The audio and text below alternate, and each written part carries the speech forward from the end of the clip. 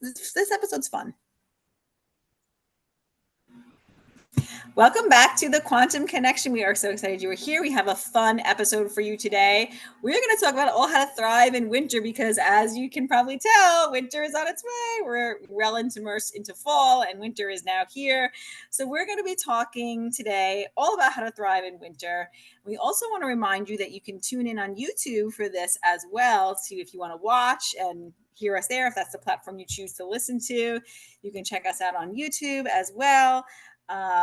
And yeah, we're excited to talk about winter and how to get ready. I mean, I have to be honest. I know some people in the quantum, circadian biology world are like, oh, I love winter now. I'm like, I'm not really there yet. I'm not gonna lie. I'm definitely a summer girl. I would take summer any day. But we're gonna talk about how you can thrive in winter today. So yeah, I'm excited for this one. Oh, me too, Vanessa, because I'm like you, I do prefer summer. However, I have slowly been making peace with winter. I think part of what made it hard for me is growing up in Washington State, where it's really cold and rainy and drizzly all for so many months out of the year. And then summer was glorious, but felt way too short. And I was always really cold because of the health issues that I had, right? My mitochondrial function wasn't very good. And so I would crave warm, dry weather. um and over the years, as I've gotten better, winter has been, I don't live where it snows, let me just tell you, like, I don't do snow, so little disclaimer there.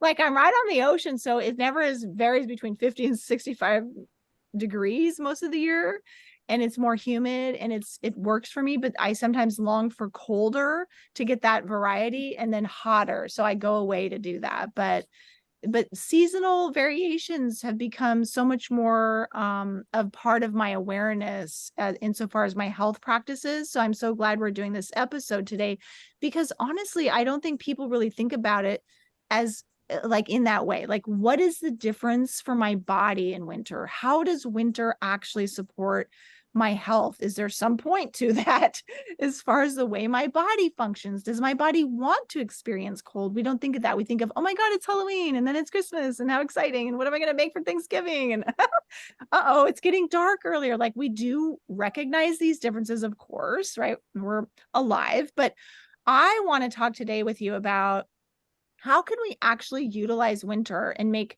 peace with it so that we long for and crave the restorative aspect of winter, that it really offers us this kind of reset, if you will, and it can be super powerful. Yeah. I have to say, 50 to 60 is not that cold. I know, I told you, like, I cannot like complain at in all. it's like below, well, in the teens and 20s here, and we definitely get snow. I mean, not as much as we used to, which is that's a whole nother topic of conversation.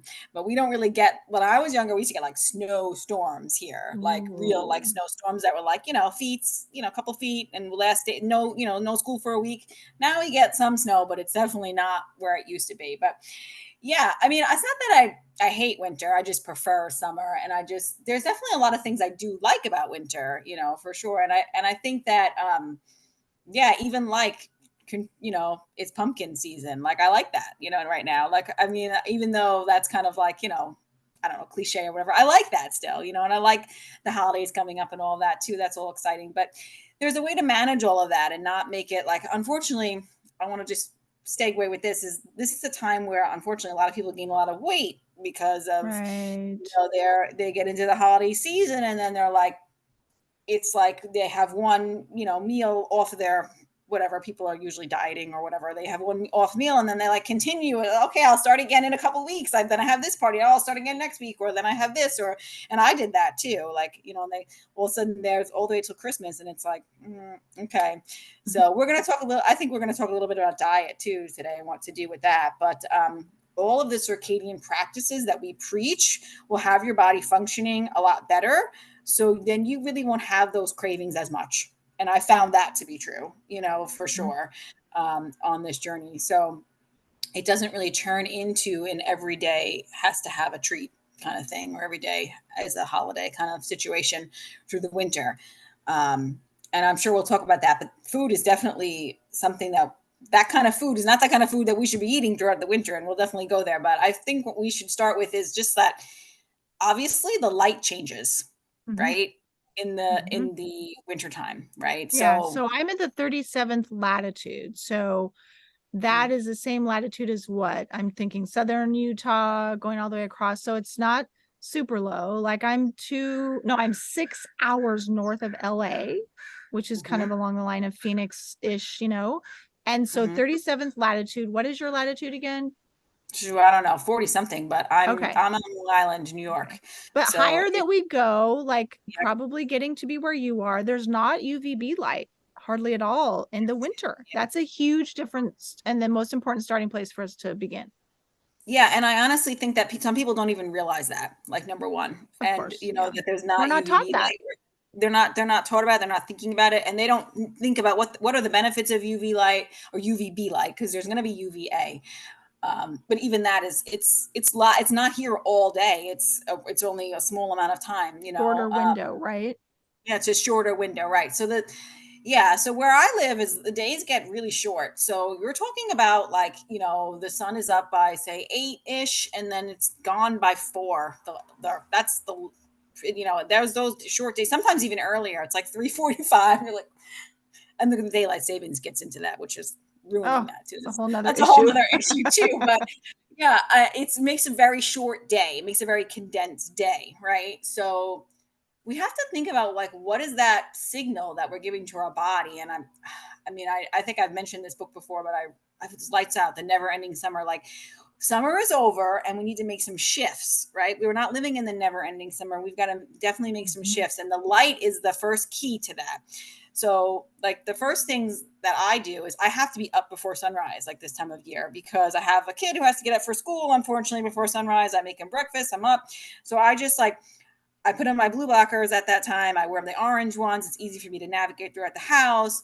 As soon as the light's out, the sun, I don't turn on any Mhm. overhead lighting.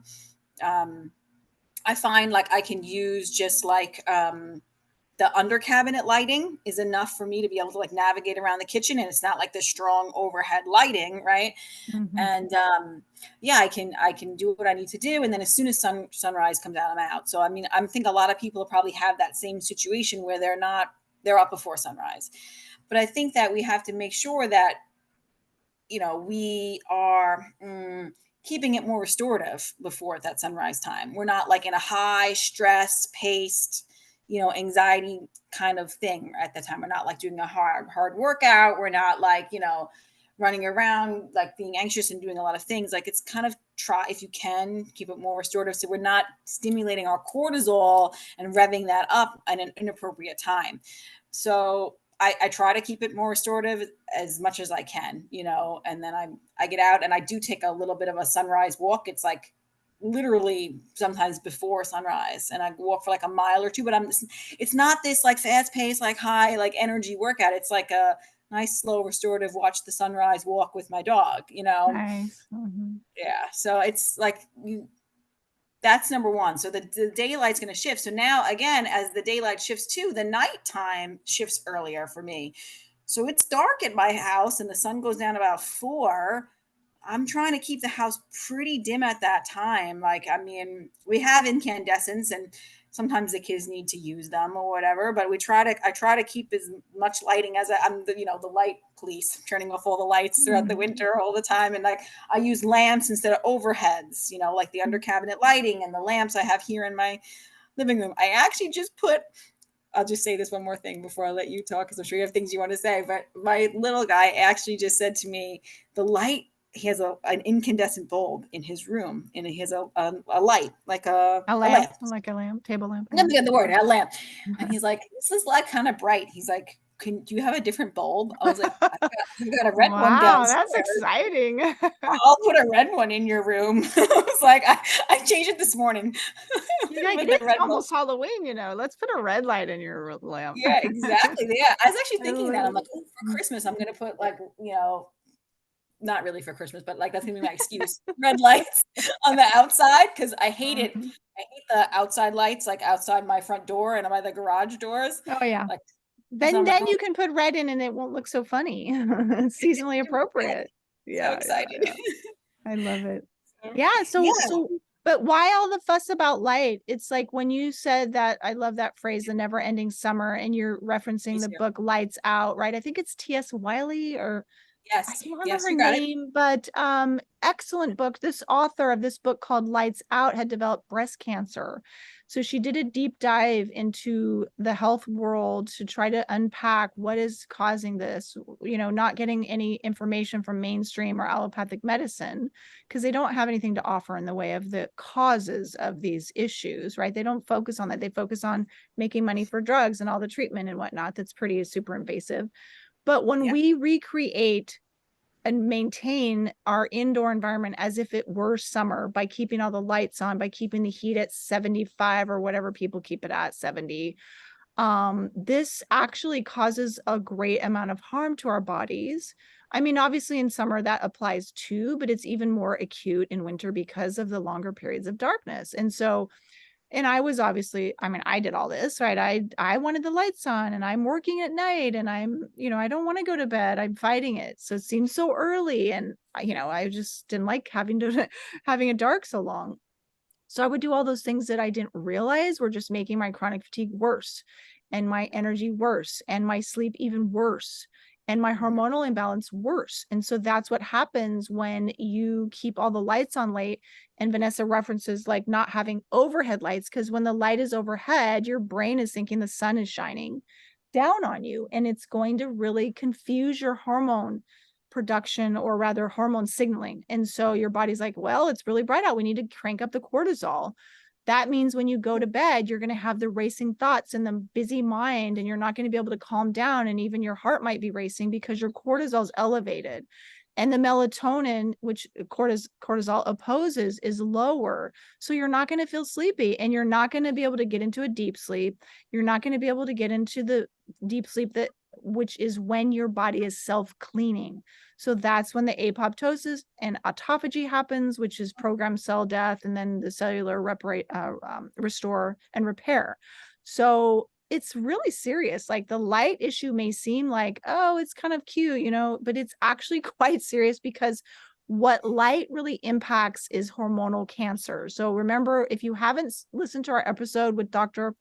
Martin Moore-Eid about, I don't know, 4 sessions ago or so, 4 weeks ago, you really want to go back and catch that because he breaks down how it is that light is what is the cause of artificial light at night, in particular, the cause of these hormonal cancers, because it causes your cells to think we got to grow. It's the middle of summer. It's the brightest light now.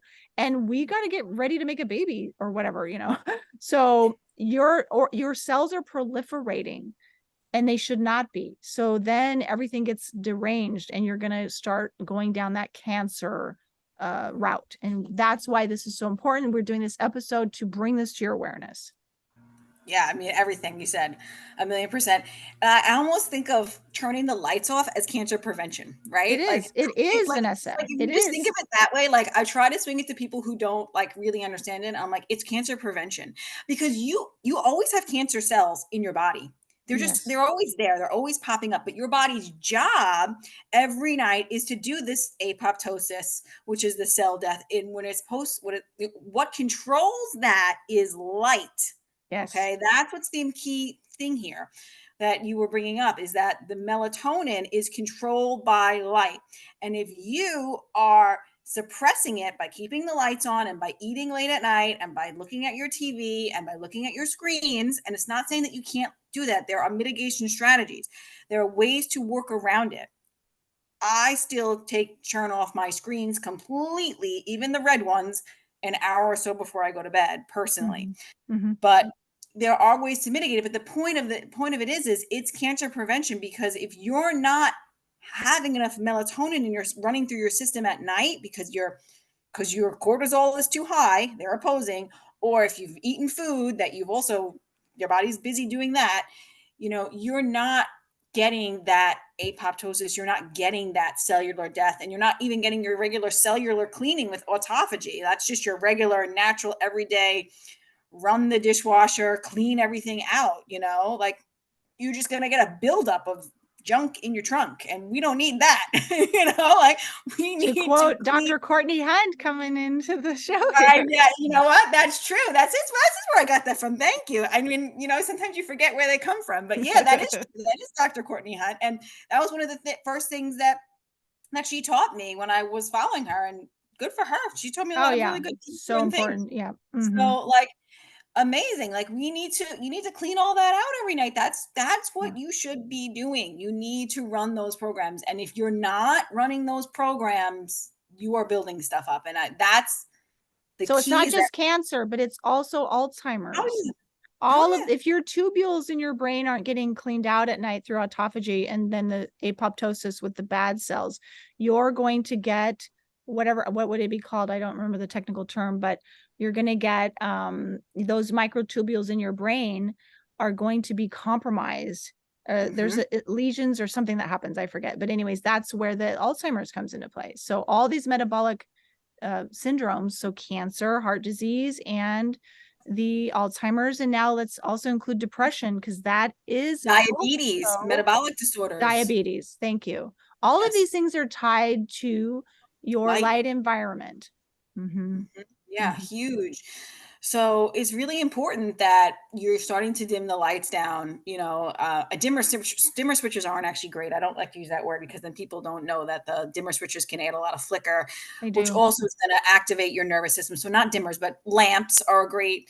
Incandescent light bulbs. We have a great podcast too on artificial light mitigation, so you could go back a couple of podcasts ago and listen to that. But I try to use lamps. I try to use red bulbs, orange bulbs, night lights. I have little red night lights. I mean, ideal situation is that you're kind of like winter's like the time to be like more like the bears and like kind of be like in your cave in your darkness. It's kind Yes. of you really need to honor the darkness. So I really try to honor as much darkness as I can, but we have homework to do and things to do with Yeah, kids you too, have and to have live your they have life, to and live. yeah. Yeah. They have to So go in the really you shower. just want to provide a way to make your body like feel like it's more of winter time. So the Mhm. basics, like you said, the bare bone minimum would be to put on your blue blockers, and you want Yeah, to wear the orange, darker orange lens after sunset. And then I put the red lens on an hour before bed if I'm not exactly. already sleeping. Sometimes I fall asleep earlier. I missed the whole window because I'm out, like out. Right. So Yeah. you want to put the red ones on if you have to stay up later for some reason. Now you in your living environment, you can put in more red lights. In my household, that's not appreciated. So if I'm by myself at a different house, I have all red lights in the house I have in Utah. And so I will either just use candles or I have my red blue blockers on and I will just turn on overhead red lights, and that's fine because I don't even have that many lights on. But when I'm Mhm. sharing a space, like when I'm here in Monterey with my husband, I wear a hat that has a brim on it at night because we have these god awful LED lights in the kitchen that he's not about to change. You had to pull all of them out. I'm like, whatever. So I just wear this brimmed hat with my red glasses and I try to keep the hair so that the light's not poking in the sides because it annoys me. And then I go and I read in the bedroom, right? And he's going to watch TV and do his thing, and that's fine. Like, I don't want to make other people wrong because of my lifestyle choice. So it's like, how, because that'll create stress. And we don't want extra stress, you guys, when you're implementing your circadian rhythm lifestyle. You don't want to create stress around it. So just do what works for you. And if other people are kind of like, "Meh," you say, would you mind if I do this over here in this room? Or whatever, like whatever, most people are open to health, interventions. And so, but it is a really big shift for people. If they have an aversion to being in the dark at night and that triggers them, there's nothing I can do about that. And I would not want to say that, well, that's too bad. So I take care of myself. So, like Vanessa's saying, there's adaptations you can make so that your body is feeling like, hey, it's darker earlier. It's colder. I never turn the heat on that high in the winter. Like if I won't, I try not to turn it on. So I do put a coat on, otherwise I can get pretty chilled. But I can sometimes it'll be 50 degrees in the house and I'm like, okay, I'm just going to bed now. I don't need to heat it up to go to bed. You know what I mean? But some people freak out when they hear me say that I keep the heat so low. And I'm like, well, it's wintertime. I'm trying to let my body feel the cold. So we got the light piece. And the second big piece here that we want to emphasize today in our show is that the cold is super healing too. And that's like mind blowing for some people. Well, and I know a lot of people have heard about Wim Hof, but that's the extreme. Like we're not talking about that stuff. But the cold actually has, like, your body expects to be colder in the winter because it's cold out, right? And there's actually certain things that certain pathways that become more awakened, if you will, because of cold, and a certain impact on your mitochondrial function and what your mitochondria are actually doing, especially if you have a lighter skin type or what we call haplotype, the cold is actually helpful to give your mitochondria a workout. So they have to work, the lighter skin types have to work to make more heat in the cold. Whereas the darker skin types, their mitochondrial function is different because they originate close to the equator and continue living there. And so their mitochondria are for quick energy, right? For like running away from tigers on the savannah. The lighter skin haplotypes need to be able to generate that heat by the cold stimulus, right? So that's really fascinating, I think. So I do talk about cold, or I do cold thermogenesis in different ways. And you do it by going outside with no coat on in the winter when it's 20 degrees out. Yes, I do. I'm giving that look. No, no, cold is really important. It's important to honor the cold. I don't think you have to take it to the extreme. I think it's really, Right. and I think sometimes it can be too overwhelming for some people to take it to that level and be jumping in the Wim Hof ice baths at 30 degrees. And I did that, and my nervous system did not like it. I'll tell you that right now. My I body couldn't did do not it. like I it. would not want to do that. And that's how I started cold therapy because I I didn't know any cannot better. believe that. You're crazy. No, I'm kidding. Like my brother was like, But just that, jump in the cold but ice. that's a testament about how much you wanted to heal, though. Oh yeah, I was determined to do anything. Yeah. But then I got like this super bad headache and I was like, I felt really sick afterwards. Like it was not so like we don't okay, so here's what we should do. We're gonna do an episode on cold therapy coming up, but it's good to know that you just want to expose like if you're getting ready for winter and you want to thrive in winter, one thing that you can do is just expose your body to the natural cold. Like Heather said, not keeping your temperatures in your house. Like we keep it at I mean, we have to have heat because our pipes will freeze because Oh, that's how right. cold it is here. Exactly. So Yeah. don't do that. That was one point I wanted to say when you were saying that. So be careful. So we do use heat, but we keep it low, like 60, like Yeah. literally. Yeah. It's pretty chilly here in the house. And I also crack windows, which I get in trouble for all the time because we're letting the fuel oil go out of the window. But it's just a crack because I want to let the light in and I Light. want to Yeah. have the cold. I don't because the glass in your windows block the infrared and also a lot of the UV spectrum. So you want to let that. I just let a little bit of a crack in throughout the winter, wherever room I'm in typically, and I don't make the house is not warm. Like it's not that warm. And maybe if I was going to sit in front of a fire or something like that, which is a great source of infrared heat, that's a different story. But typically the house is not like super, super warm and I'm not bundling up. I go outside in the morning, always with bare feet throughout the winter, even on snowy days. I'll put like snow, like I've laid in the snow before. I'll put snow on the back of my neck to like activate the vagus nerve and the brown fat. Like I'll do all that. I will walk in shorts till for a long time, like as That's long as I amazing. can. Well, because So that's how I when do you're, cold. right, when you're doing ambient temperature cold exposure, you just need a little more time. If you're doing, and I don't do ice plunges, that would be way too much for me. Because what I've learned is that when your mitochondria haven't been getting that workout of having to make more energy because it's cold, which they call uncoupling, you don't want to overdo it because then they're stressed out. And that's why you get the headache and stuff. So you need to pay attention to your body's signals all the time, no matter what you're doing. If you're trying to just do like little modifications or if you're trying to do more because you have like a big health issue, but you've got to listen to your body's feedback because your body will let you know. So you have to just do a little bit longer if you're doing cold air temperature, what they call cold thermogenesis. And you just need a little more time. So you walking around in your shorts, I don't know how long I could do that. I mean, I would try to do it, but I'd rather just get in the ocean and get out. Yeah, I'll walk a couple miles. I do That's it. impressive. But it's Yeah. so nourishing for your mitochondrial function, though. Hmm. Yeah. Yeah, no, it is. And I try to not to keep my neck exposed as much as I can. That's the other thing. Like if I need in the wintertime when it's cold, I need a hat. Like my ears don't like it, but I can like not wear a scarf or not wear anything around here is good because then that's another great point to there's another great area to let the cold be exposed to. We should talk Um, about that people's fear of the cold and that people are going to get sick. Like they want to put the coats on the little kids, and little kids have great mitochondrial function. They're not cold. Putting a coat on is preventing them or denying them their opportunity for their body to do what it can do already really well, to make heat. I have something to say about that.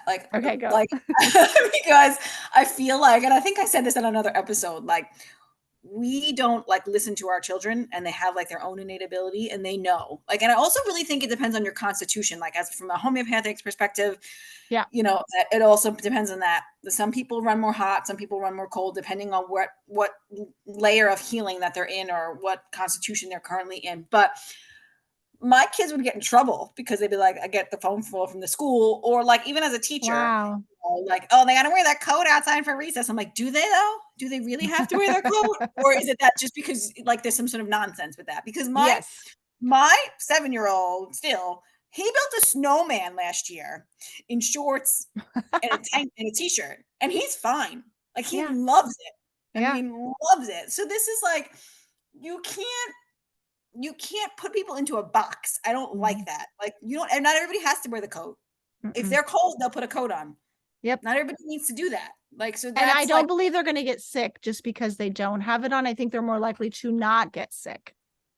No, really. yeah, yeah, yeah. No, I agree. I'm not in that camp either. And I just feel like, we should listen to children who have more intuition, Yep. about certain Hmm. things. Maybe not when it comes to food, because there's so much addictive quality in food.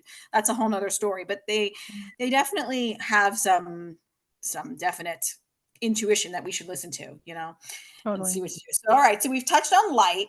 We've touched on honoring more darkness, which is really, really important for melatonin. And melatonin, like I learned this from Carrie B Wellness. Melatonin is I want to think of is the winter, hormone that I want to make sure I'm using, and vitamin D is my summer one. And I think that's a great way to look at it. And I just want to tell people like how you make melatonin is from exposing your skin and your eyes to near infrared sunlight throughout the day. So Yes. I try to get some sunlight on my skin throughout the Yes. day. I'm getting cold, I'm getting the infrared. That's how your mitochondria help you make melatonin. And also, that's the mitochondrial melatonin, but there's also the pineal gland melatonin, which is made through the eyes from UVA light. That's when it Hmm. gets replenished. And then in the absence of light or in presence of darkness, it'll be secreted a couple hours later. So Yep. you want to make sure that you're honoring both of those pathways. So getting some sunlight on your skin still and some infrared is great. And there's a lot of ways you can make infrared. And we're going to do episodes. You have red light therapy, you have sauna, you have the cold helps your body make infrared light. You have getting in a warm bath. You have sitting next to a fire. You have, taking a fast walk in the afternoon, on a cold day. Your body's generating heat doing that. So you can help your body make infrared a lot of ways. But you want to definitely get the infrared from the sun on your skin even through the winter to make melatonin. Hmm. So what else? We got cold, we got dark, we got food. Oh, Oh, food is a big one. And I think it's the hardest one to understand too, because it's like if you think of photosynthesis and then the plants that grow tied to seasons, right? So we got the higher carbs, and just to make it very simple, in the summer. So you got more fruits available, you got more grains available. All the carb foods grow in the summer. They don't typically grow, higher carb foods don't grow in the winter. So we want to match like the light barcode. So those foods are sort of coded, if you will, by the amount of UV light they're getting, UVB light in particular, right? So the actual cellular components of those plants are coded with that light, and when your mitochondrial read that, and it's tied also to the level of deuterium, which is a whole nother podcast, but I'll let you break that down. But this type of heavy hydrogen, as we call it, your body can, like, it's measuring that, oh, we got this much deuterium coming in, and it should match the amount of deuterium that's naturally present in the plants that are growing in that season. So like take bananas, high deuterium level, right? So in the wintertime, if we're eating tropical fruits at a higher latitude, like where you live, Vanessa, even where I live, we don't have bananas here, right? You have to go way far south. It confuses the body because the body is reading that there's a lot of light based on this code in this food, but I'm not experiencing that in my environment. So it's confusing to the body. yeah. Yeah, it's a total mismatch, and it adds chaos, and chaos is inflammation, right? So I just like to think of it like, okay, when UV light is present, and I think it was Heather Shepard who told me when if it goes below a 5, this is when you need to, like, when you look at the UV index, a 5 is a good indication of when you should be eating. Like that's Okay. like the cutoff.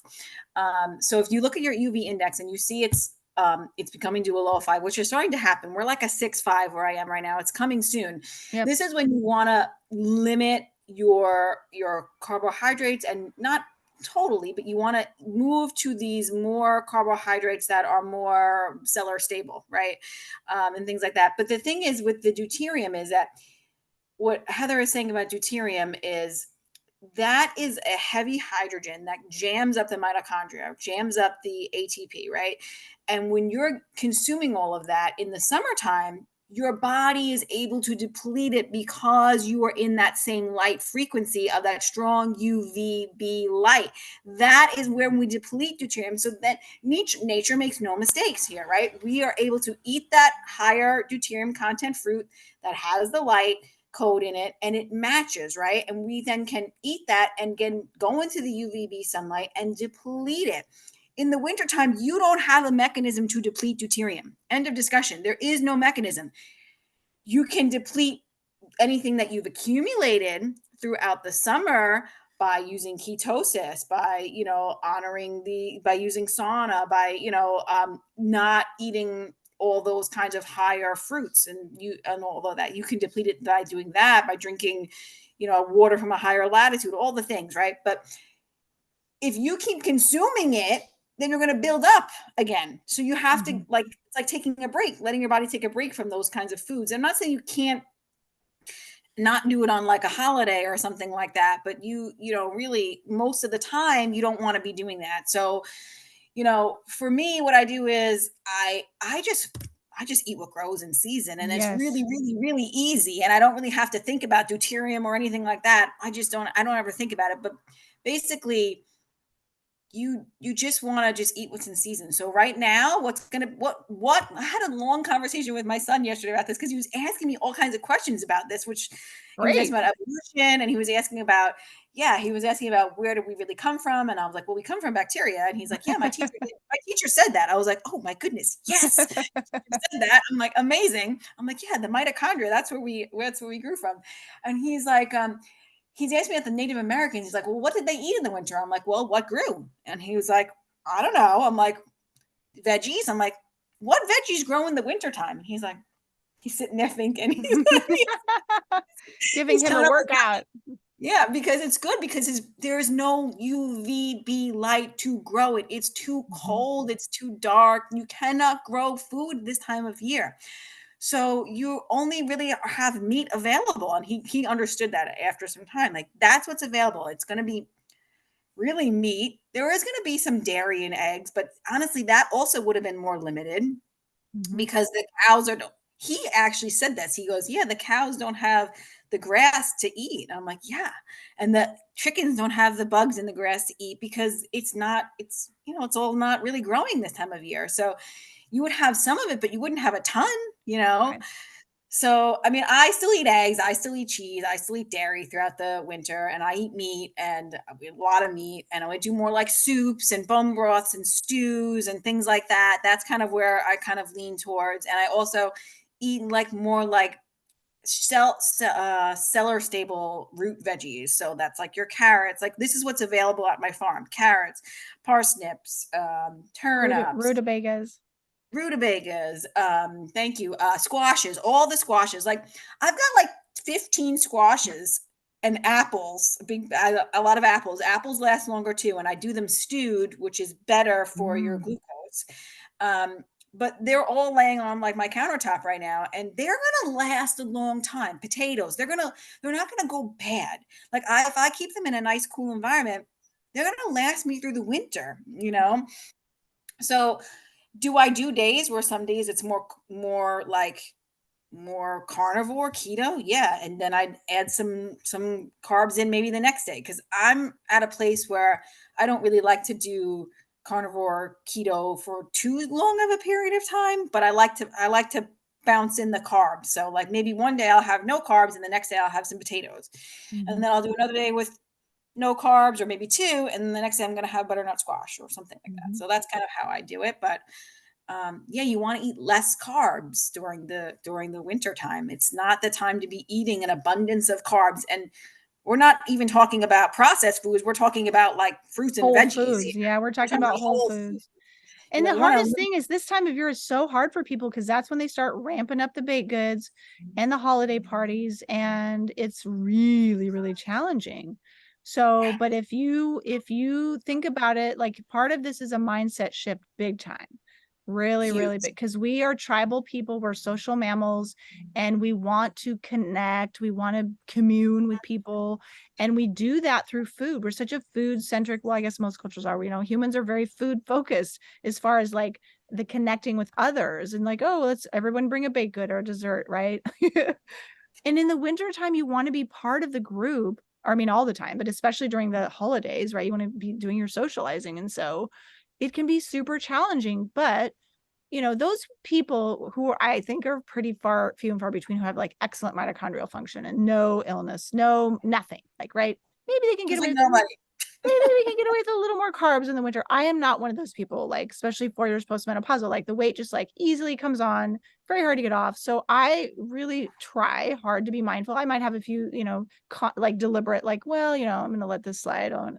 I'll have a taste of this, but I have to be pretty diligent about lower carb in the winter and then a little bit higher carb in the summer. I can't go too crazy there either, but a little bit like low carb in the winter. And then as far as socializing goes, just pick the things out that are lower carb, even if they're maybe not the best, whatever.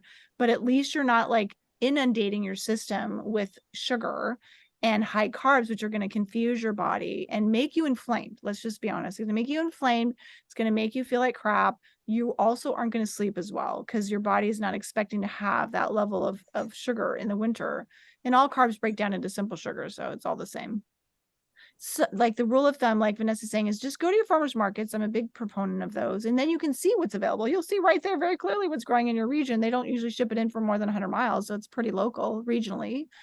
Get what they have, and it can get pretty boring and redundant. However, you can get creative, and also you're not meant to like be eating as much. I was so curious for you to share about cutting down to 2 meals a day. Now that's of course when you have better insulin, right, regulation and whatnot, but that's a way to kind of avoid this overeating in the winter and matching the seasons, because we don't want to be eating after dark. That's really not ideal for our bodies. Our digestion shutting down, right? You don't want to be eating after dark, and you especially don't want to be eating carbs after dark. If you like have unstable blood sugar because you haven't been able to regulate that through eating more protein and high quality fats, preferably animal And fats, light.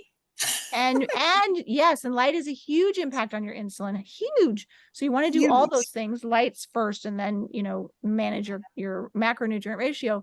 But once your insulin starts to stabilize because you're doing the light things right, then you can, if you do still have a craving, just eat a little bit of butter, a little bit of high quality animal fats, and or a little bit of protein if you can't make it through the night. But eventually you will be able to very quickly. So you are able to do 2 meals a day in the winter, Vanessa, you said. Yeah, so what happens is so I eat with the sun, right? I eat with the rhythm of the sun. So what I do is in the time my eating window is much longer because the daylight is longer. And in the wintertime, my eating window is much shorter. So I'm doing a lot longer intermittent fasting naturally. It just happens. So what happens is that the sun is getting up, I don't know, like 6:30. So I'm eating early in the summertime, but now it's going to be like I eat breakfast more because I want to eat a little bit after sunrise.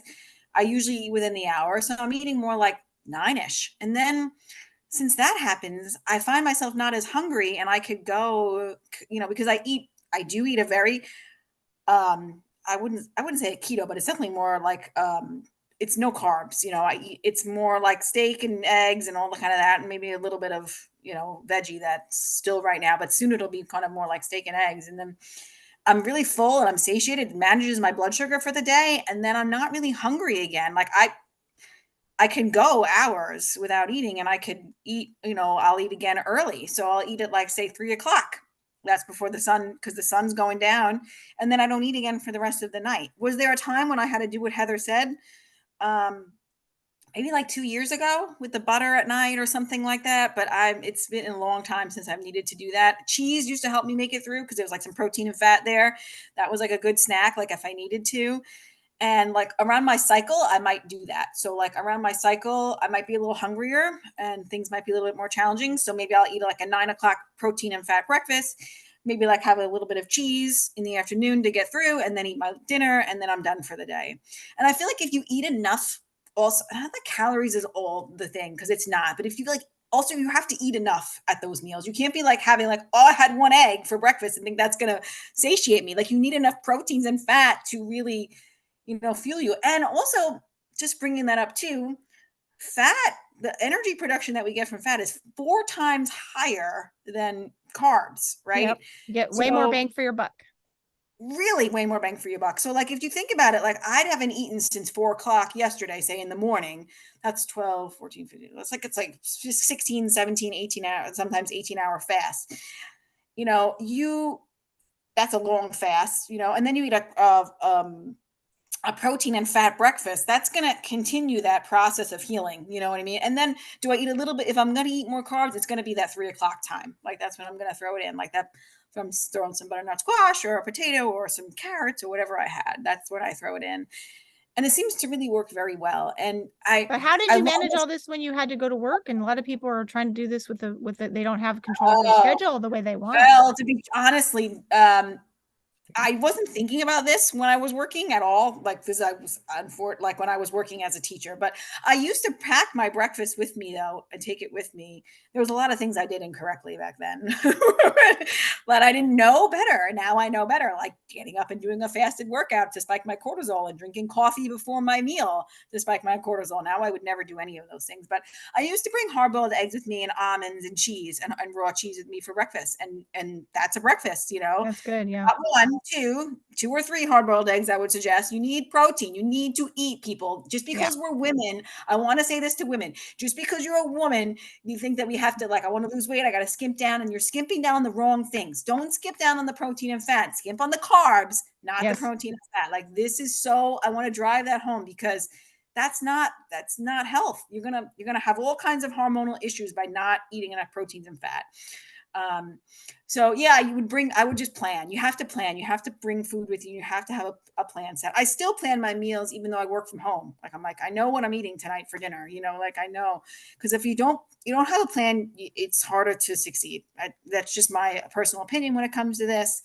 You kind of have to think a little bit about what you're going to eat. Yeah. I logged And it's many hours in an office setting under artificial light, I have to say. So I'm very familiar with it. And I did bring, I had the MSR little metal camping things, and I always had I don't know why I ate so much chicken. I had chicken and sweet potatoes and greens. It's all the stuff I ate for like 10 years.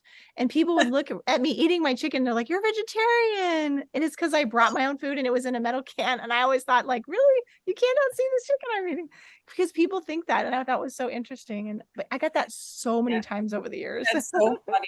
That's so funny. I've never been vegetarian, thank goodness. But I like I always plan my food, and I had a big healing journey and before this, and it's I don't know if I would say it was healing, but I had lost a lot of weight. I used to be 60 pounds overweight.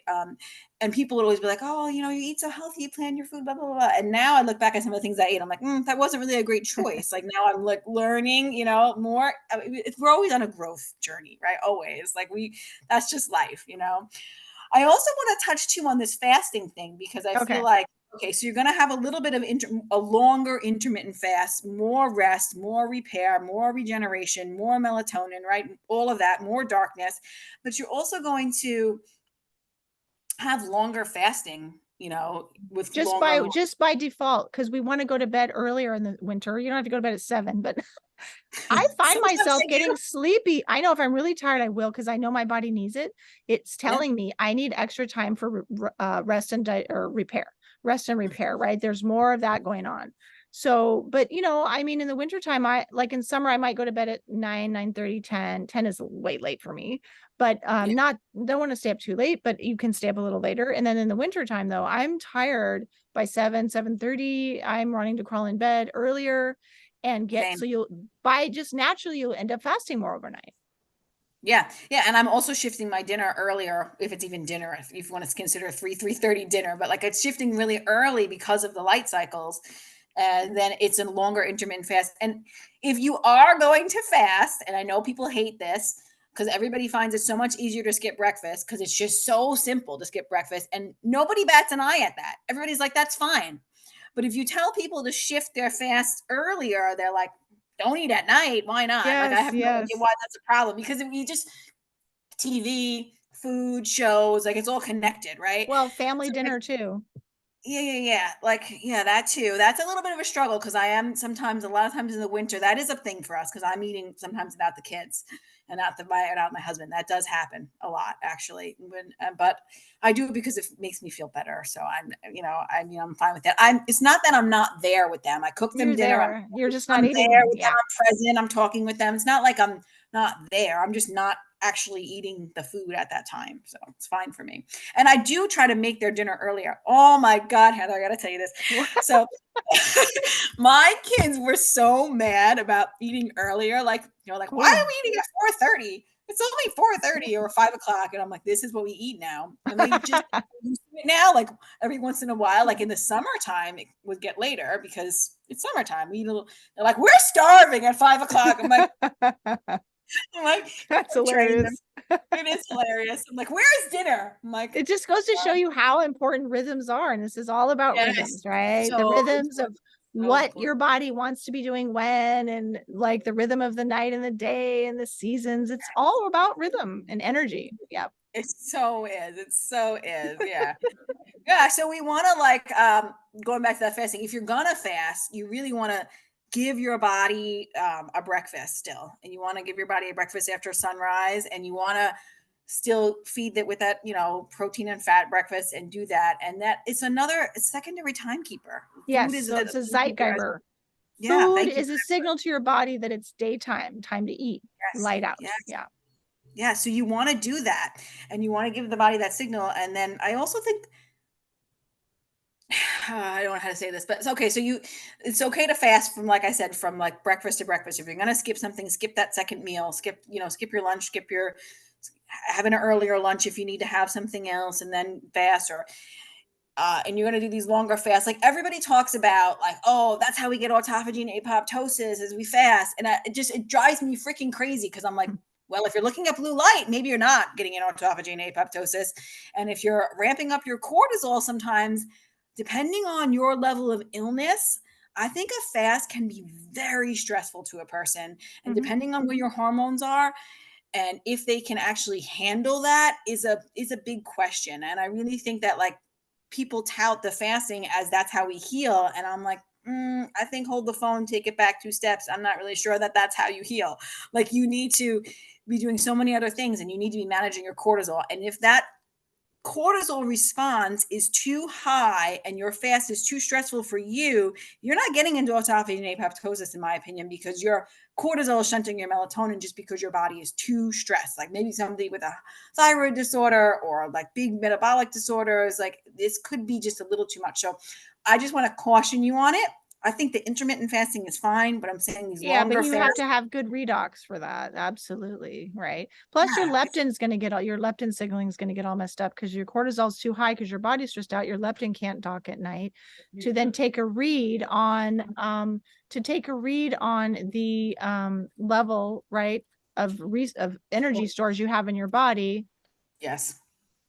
And then what happens is the redox is meaning are your mitochondria working well enough to tolerate that stress? So Yeah. redox before detox, right? And so you want to make sure that your circadian rhythm is fully optimized before you start doing anything that's going to stress your body out, whether it's cold exposure, whether it's fasting, whether it's more exercise, anything like that. You really want to make sure that your circadian rhythm is optimized, your mitochondrial function is good. Because if you start getting stressed out by all that, that means your body's not strong enough yet to do it. So we're almost at the end of our time here. What are the last nuggets you want to share, Vanessa? I could talk about this topic forever. I found I this know. episode so much It's fun, great. and let's just do a little recap. Like, Okay. so I don't want to honor, we want to honor the light, right? So we're going to have more darkness. Winter is more darkness, more rest, more repair, more rejuvenation. And it's a really, I wanted to say this too, it's a really fabulous time to heal. Like I I don't know, did I say this at the beginning of the podcast or before we got on camera? Like I used to think summer was my time to heal because that's when all the wonderful UVB light frequencies are there. And that is true. It is a great time to heal too, but there's also a really big really great time to heal is winter also because your body's going to have more rest, more repair, more rejuvenation, more melatonin production, and all of that. So, yeah, honor the light, less carbs, a little bit more fasting. If you're going to do fasting, this is the time. If you're going to be keto, this is the time. They're going to do that kind of that's this is the time to do it. I would also add in more sleep. You should have getting Yes. longer sleeps. If More anybody didn't say rest. that, more rest. And you should maybe be not doing the hit workouts this time of year. Like that would be my No, other. yeah, less intense exercise for sure. So walking is what you're doing. I might lift a little bit of weights, but it's not going to be like this like super heavy, intense kind of thing. It's more like a twice a week, little things. It's kind of just, and that's okay. Like I know my Mhm. type of people. I'm you with you. I feel you, but it's okay. Like, it's okay. Take a couple of walks outside. That's your exercise, and that's Mhm.